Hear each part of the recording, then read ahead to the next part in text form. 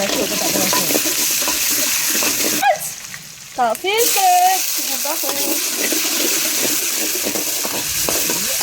So guys, kita nak buat mi goreng basah. Mana? Kita guna kicap mi Kak Zaida.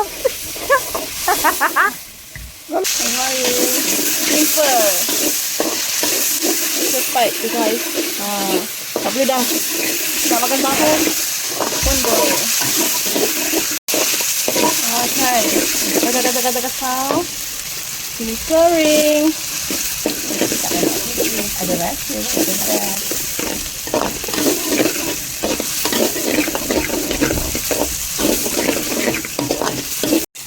Kita fry 2 sendok.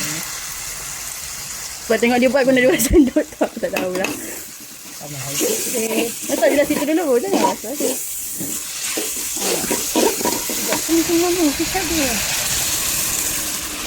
Okey.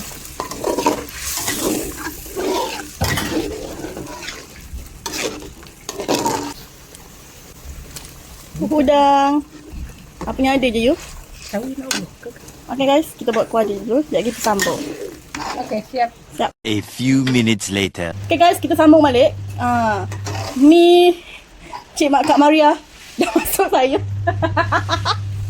Saya sorry guys, saya tak sempat nak record. Dia dah masuk dah. So, kita dah kerja berbuka sekarang ni. Masuk fish ball. Lambat guys, fish ball kita. Kedai.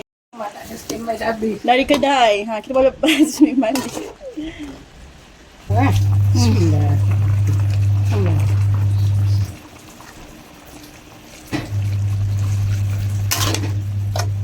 Masuk ni.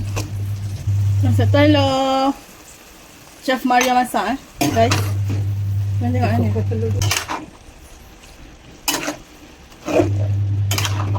Tak besar. Kau api besar sikit pun macam tak. Besar lah ni.